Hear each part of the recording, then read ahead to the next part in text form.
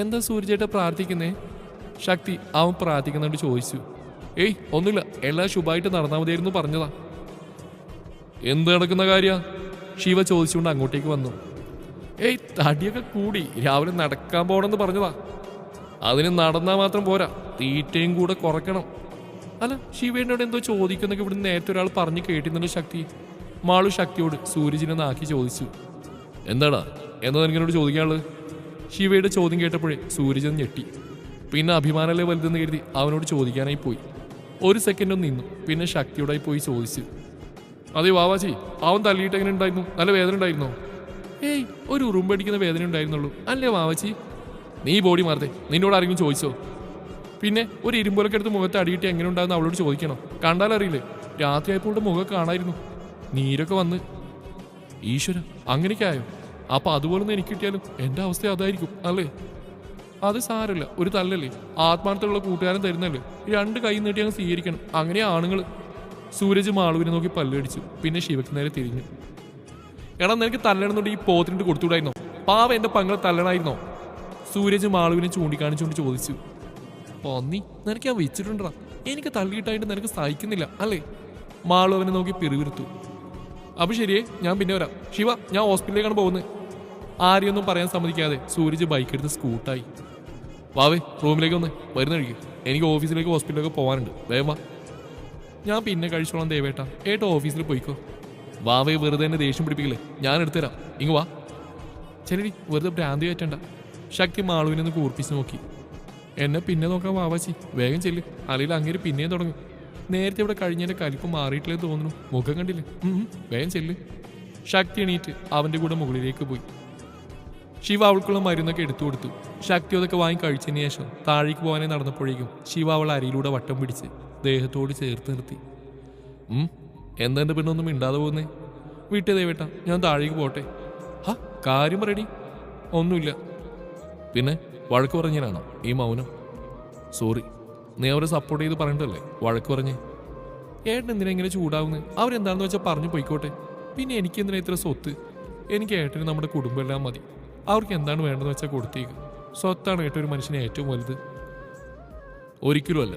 സന്തോഷവും മനസ്സമാധാനവും നിറഞ്ഞ ജീവിതത്തേക്കാൾ വലുതല്ല ഒരു സ്വത്തും. കൂട്ടിക്കെട്ടി വെച്ചിരിക്കുന്ന നോട്ടുകെട്ടുകൾക്ക് കടലാസിന്റെ വില പോലും ഇല്ലാത്ത അവസ്ഥ ജീവിതത്തിൽ ഉണ്ടാവും. അപ്പോൾ പണം ഉണ്ടെന്ന് പറഞ്ഞ് അഹങ്കരിച്ചിട്ട് എന്ത് കാര്യം? പിന്നെ അവർക്ക് പണത്തിനോട് ആർത്തിയാണ്. ജീവിതത്തിൽ ഏറ്റവും വലുത് പണവും പ്രതാപമാണെന്ന് വിശ്വസിച്ച് നടക്കുന്നവരാണ് അവർ.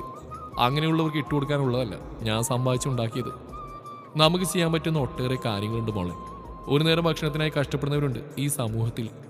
ആരോരുമില്ലാതെ അഭയാർത്ഥികളെ പോലെ അനാഥാലയത്തിൽ കഴിയുന്ന കുട്ടികളുമുണ്ട്. മക്കളുടെ സ്നേഹം കുറിച്ച് വൃദ്ധസ്ഥാനത്തിൽ കഴിയുന്നവരുണ്ട്. പണമില്ലാതെ രോഗത്തിന് ചികിത്സിക്കാൻ കഴിയാത്തവരുണ്ട്. അവരെയൊക്കെ വേണം നമ്മൾ സഹായിക്കാൻ.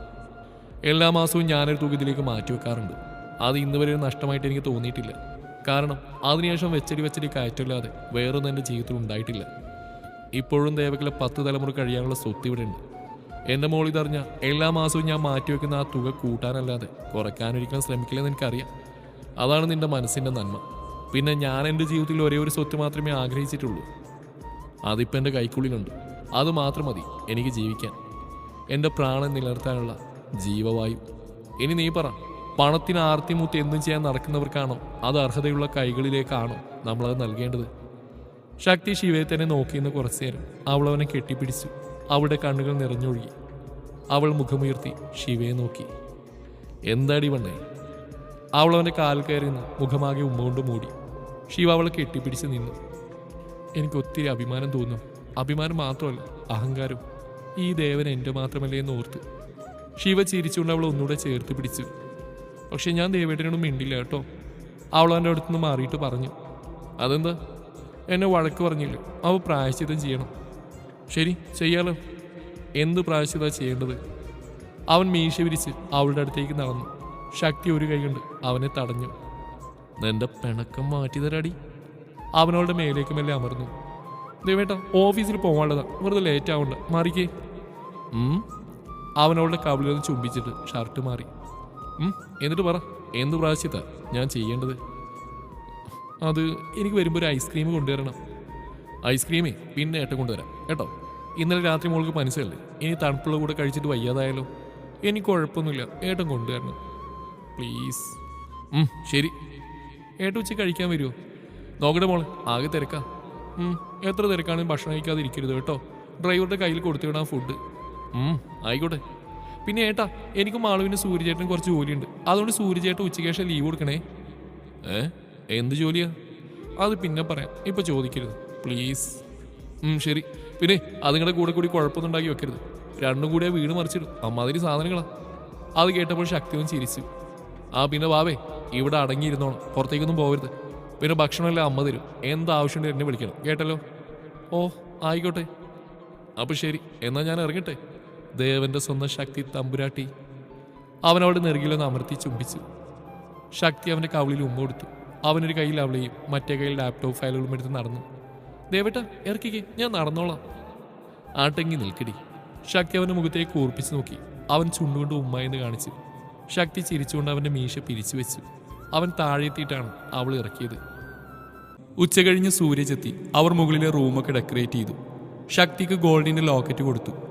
ഓപ്പൺ ചെയ്യാൻ പറ്റുന്ന തരത്തിലുള്ള കാശി ടൈപ്പ് ലോക്കറ്റായിരുന്നത്. അവളത് തുറന്നു നോക്കി. അതിൽ മനോഹരമായി തന്നെ അവരുടെ ഫോട്ടോയുണ്ട്. ശക്തിക്ക് ഒരുപാട് ഇഷ്ടമായി. അതെ വാവാച്ചി, ഫോട്ടോ ഫ്രെയിം ഇവിടെ നിന്നോട്ടെ, കേക്കിൻ്റെ അടുത്ത് വെക്കാം, അതാ ഭംഗി. ഒരുക്കങ്ങളെല്ലാം അവർ ഏകദേശം പൂർത്തിയാക്കി. ഈശ്വര, എല്ലാം വിചാരിച്ച പോലെ നടന്നാൽ മതിയായിരുന്നു, മാളു പറഞ്ഞു. ശോഭയുടെ ഭർത്താവ് തിരിച്ചു വന്നുകൊണ്ട് മഞ്ജുവും ശോഭയും തിരികെ പോയി. അതെല്ലാവർക്കും ഒരു ആശ്വാസമായിരുന്നു. അവരവിടെ ഉണ്ടെങ്കിൽ എന്തെങ്കിലുമൊക്കെ പ്രശ്നം ഉണ്ടാക്കുമെന്ന് അവർക്കറിയാം. രാത്രി ചിത്രങ്ങളൊക്കെ വെച്ചിരുന്ന റൂമിലാണ് ശക്തിയും ശിവയും. അവിടെ ദിവാൻ ബെഡിൽ ചാരിയിരുന്ന് ഫയൽ നോക്കുകയാണ് ശിവ. ശിവയുടെ നെഞ്ചോരം ചേർന്ന് കിടക്കുകയാണ് ശക്തി. കയ്യിൽ അവൻ്റെ ഫോണുമുണ്ട്. അവളതിൽ ഗെയിം കളിക്കുകയായിരുന്നു. 12 ആവാനായി വെയിറ്റ് ചെയ്യാണ് അവൾ. വാവേ ഉറയും, മതി കളിച്ച്, വാ റൂമിലേക്ക് വാ. ആയില്ല ദേവേട്ട, കുറച്ചുകൂടെ കഴിഞ്ഞ്. എന്തായില്ലാന്ന്? ഉറങ്ങാൻ നോക്കി വേഗം, പിന്നെ രാവിലെ തലവേദന എടുക്കും. കുറച്ചുകൂടെ കഴിയട്ടെ ദേവേട്ട. ഏട്ടാ ഫയൽ നോക്കി കഴിഞ്ഞില്ലല്ലോ, പിന്നെന്താ? നീ ഉറങ്ങിയിട്ട് നോക്കിക്കോളാം ഞാൻ. നിനക്ക് എക്സാം ആയതല്ലേ, നാളെ പഠിക്കാനൊക്കെ ഉള്ളതാ. ഇങ്ങനെ ഉറക്കൊളിച്ച് ഫോണിൽ കളിച്ചിരുന്ന വയ്യാണ്ടാവും പെണ്ണെ. ഒന്ന് പോ ദേവേട്ട. അവൾ ഒന്നുകൂടെ അവൻ്റെ കഴുത്തിൻ്റെ ഇടയിലേക്ക് മുഖം കയറ്റി ഫോണിൽ കളിച്ചുകൊണ്ടിരുന്നു. അവൻ അവളെ നോക്കിയൊന്ന് ചിരിച്ചുകൊണ്ട് ജോലി തുടർന്നു. 12 ആവാനായപ്പോൾ ശക്തി പതിയെ അവൻ്റെ മേലിൽ നിന്ന് എഴുന്നേറ്റു. എന്തേ, ഉറക്കം വരുന്നുണ്ടോ? ഞാൻ റൂമിലേക്ക് പോട്ടെ. നിൽക്ക്, ഞാനും വരാം. ഏട്ടൻ ഫയലും ലാപ്ടോപ്പൊക്കെ എടുത്ത് വന്നു, ഞാൻ പോട്ടെ എന്നും പറഞ്ഞ് അവൾ റൂമിലേക്ക് പോയി. അവൾ റൂമിലെത്തി വേഗം പോയി വാതിൽ തുറന്ന് പുറത്തെ ഹാളിലെ റൂമിലേക്ക് പോയി. അവളെ കാത്ത് പുറത്ത് സൂരജും മാളും നിൽപ്പുണ്ടായിരുന്നു. അവർ വേഗം റൂമിലേക്ക് ഓടി. അവിടെ മുഴുവൻ ക്യാൻഡിൽ ലൈറ്റ് കൊളുത്തി. റൂമിലേക്ക് ശിവ വന്നപ്പോൾ ശക്തി അവിടെ കാണാഞ്ഞൊന്ന് നോക്കി. വാതിൽ തുറന്ന് കിടക്കുന്ന കണ്ടിട്ട് അവിടേക്ക് പോയെന്ന് നോക്കി. ഇനി ബാത്റൂമിൽ ഉണ്ടാവുമെന്ന് കരുതി ബാത്റൂമിലെ കതകിന് തട്ടി നോക്കി.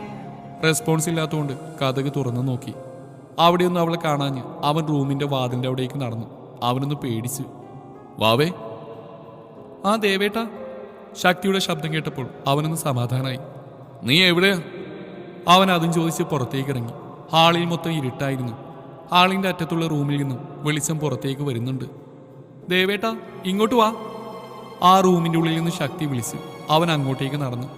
റൂമിൽ കയറിയതും അവനൊന്ന് ഞെട്ടി. മൊത്തം ക്യാൻഡിൽ ലൈറ്റ് കത്തിച്ച് വെച്ചിട്ടുണ്ട്. നടുവിലായിട്ടിരിക്കുന്ന മേശയുടെ അടുത്തായി ശക്തി നിൽക്കുന്നു. ഒരു കേക്ക് വെച്ചിട്ടുണ്ട് മേശയുടെ നടുക്കായി. ദീപങ്ങളുടെ പ്രഭയിൽ അവളുടെ മുഖം തിളങ്ങുന്ന പോലെ തോന്നിയവന്. ശിവ പതിയെ അവൾക്കരികിലേക്ക് നടന്ന് കേക്കിലേക്ക് നോക്കി. ഹാപ്പി ബർത്ത്ഡേ ദേവേട്ട, you are my love, my life and my soul. അതിൻ്റെ അടുത്തായി അവൻ്റെയും ശക്തിയുടെയും ഫോട്ടോ വെച്ചിരിക്കുന്നതിലേക്ക് നോക്കി. ആ ഫോട്ടോ കണ്ടതും അവൻ്റെ കണ്ണൊന്ന് വിടർന്നു. അവൻ അതിലേക്ക് നോക്കി, പിന്നെ തിരിച്ച് ശക്തിയെ നോക്കി. അവളൊരു കൈ കൊണ്ട് അവൻ്റെ കവിളിൽ മെല്ലെ വെച്ച്. Happy birthday my love, life and my soul. ശിവയുടെ കണ്ണിലെ നീർത്തിളക്കം അവളുടെ കണ്ണിലേക്കും പടർന്നു. അവൻ അവളെ വലിച്ച് നെഞ്ചോട് ചേർത്ത് വരിഞ്ഞു മുറുക്കി. അപ്പോൾ തന്നെ പാർട്ടി പ്രോപ്പർ പൊട്ടുന്ന ശബ്ദം കേട്ട് ലൈറ്റ്സ് ഓണായി. ഡാ പതുക്കെ, അതിന് കൊള്ളല്ലേ, സൂരജ് അവനോട് വിളിച്ചു പറഞ്ഞു. ശിവ നോക്കിയപ്പോൾ എല്ലാവരുമുണ്ട്. ശിവശക്തിയെ ഒന്നുകൂടെ ചേർത്ത് പിടിച്ചു. വാ വന്ന് കേക്ക് കട്ടി. അവൻ ശക്തിയുടെ കൈ പിടിച്ച് കേക്ക് കട്ട് ചെയ്തു. ആദ്യം അവൾക്ക് നൽകി. അവൾ കഴിച്ചതിൻ്റെ ബാക്കി അവനും കഴിച്ചു. ശക്തി ടേബിളിൻ്റെ അടിയിൽ നിന്ന് കവറെടുത്ത് അവൻ്റെ കയ്യിൽ വെച്ച് കൊടുത്തു. ശിവ അത് തുറന്നു നോക്കി. ഡാർക്ക് നേവി ബ്ലൂ ഷർട്ടായിരുന്നത്. അതിൽ തന്നെയുള്ള ഗോൾഡിൻ്റെ ബോക്സ് എടുത്ത് തുറന്നു. അതിലെ ഗോൾഡിൻ്റെ പെൻഡറ്റ് എടുത്ത് ശിവയുടെ കയ്യിൽ കൊടുത്തു. അത് ഓപ്പൺ ചെയ്യാൻ പറ്റുന്ന, തുറന്നു നോക്കി. അവനത് തുറന്നു നോക്കി. അതിൻ്റെ ഉള്ളിൽ അവരുടെ ഫോട്ടോ കണ്ടെന്ന് ചിരിച്ചു. ആ ഫോട്ടോയിലൊരു മുത്തം നൽകി ശക്തിയെ ചേർത്ത് പിടിച്ച് അവളുടെ നെറ്റിയിൽ മൃദുവായി ചുംബിച്ചു. അവൻ്റെ കഴുത്തിലെ ചെയിനിൽ ഏലസ് ലോക്കറ്റിനൊപ്പം അവളത് ഇട്ടുകൊടുക്കാൻ നോക്കി. അവൾക്കൊരു കൈവച്ച് ഇടാൻ കഴിയാത്തതുകൊണ്ട് ശിവ തന്നെ ചെയിൻ്റെ ലോക്കഴിച്ച് അതിൽ ആ ലോക്കറ്റ് ഇട്ടു.